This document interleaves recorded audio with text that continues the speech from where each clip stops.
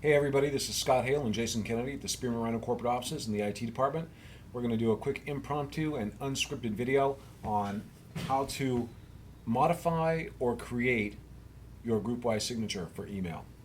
So earlier today I sent out an email and there was a small template area in there that I had set up for everybody if you wanted to do cut and paste and use that as the basis for creating your own signature. If you've already got a signature in the system, you'll want to go through and look at it and make sure that it's formatted with the same information that we're going to present in this video. So what I'm going to do is I'm going to go ahead and I'm going to open up the emails that I sent out earlier. And here's the email. And you can see that between these two lines here, the two clip lines, I've got the template that is the correct format for your signatures to be created in. So what I'm going to do is I'm going to go ahead and highlight the entire area by mousing over it and holding down the mouse key at the same time. And I'm going to go Edit and Copy. So I copy it up onto the computer's clipboard. You can also go Control C, the same thing. There's always 10 ways to do the same thing in Windows. So essentially what I've done is I've copied all of the material, name, title, location, address, telephone number, email address, web address, and legal disclaimer up on the clipboard. I'm going to take this and modify it for my own uses. So I'm going to go ahead and I'm going to close this email now. And I'm back at the main GroupWise window. What I want to do from here is go up to Tools, get the drop-down menu, go down to Options, click on that, and I get a new box and I get Environment, which is right where I want to be. I'm going to go ahead and double-click on that, and I get another box, and I've got a whole bunch of tabs here. And the tab that I want to focus on is the Signature tab, so I'm going to go ahead and click on Signature. Now, some of you may or may not have signatures in here. If you have a signature in here already, I want you to make sure that you take time to go through and clean it up and make sure that it's in the format that I talked about in the email and or the format that I'm going to show you here. So, and if you don't have a signature, now's a good time to create one. So what I'm going to do is I'm going to tick on Signature, and I'm going to click on New, and I'm just going to call this Primary. And the reason I'm doing this is because you can have multiple signatures in GroupWise, but we should really only ever have to use our primary signature. So I'm going to go ahead and say OK, and you can see the box opens up, and I've got some things here that are kind of HTML like. It kind of looks like I'm going to be crafting a web page, and that's because the signature is done in HTML format.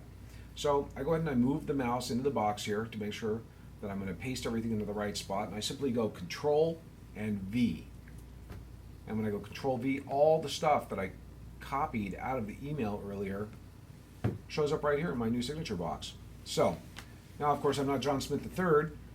So what I want to do is I'm going to go ahead and I'm going to backspace over this carefully, and I'm going to start putting my own information in here, make it custom for me.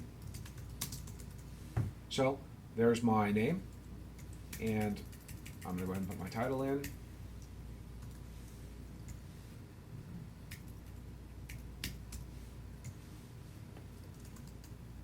Oops, I can't type today. And I'm going to go ahead and put Spearman Rhino Gentlemen's Club Corporate Office. If you get some wraparound stuff here, don't worry about it. The format will come out all right in the end. And I'm going to take away the part that says Rialto.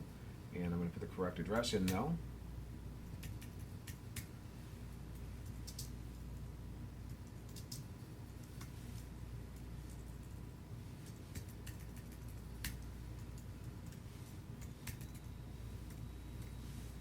You can see I'm just kind of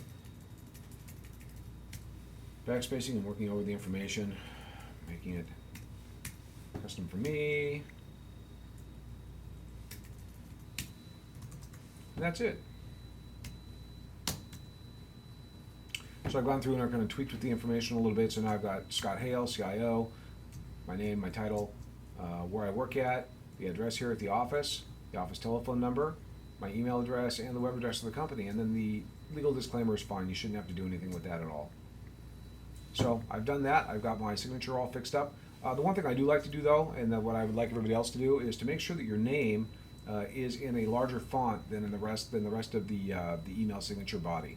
So you can see here, I put my name in a 12-point font, and everything else, my title and everything below that, is in 10-point font. That's how I set up the template, and you can make that adjustment yourself by simply highlighting your name and making it larger or smaller.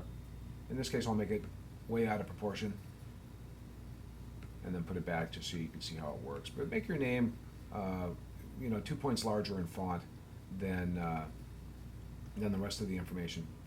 that works out good. So I've ticked on signature. I've created a new signature. It's my primary, and I'm going to tell automatically add. This way my signature gets added to every email that I send out, and I'm going to go ahead and I'm going to hit apply. So now before I do anything with this, I want to go ahead and I want to test it out. I want to test my new signature.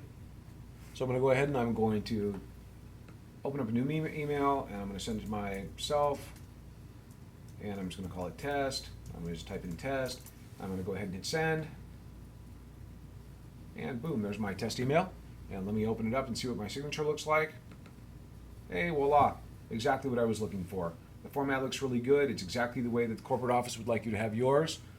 Your full name, first and last, your title, the club or the location that you work at, the address, city, state, zip code, telephone number, email address, the company web address, and of course the legal disclaimer.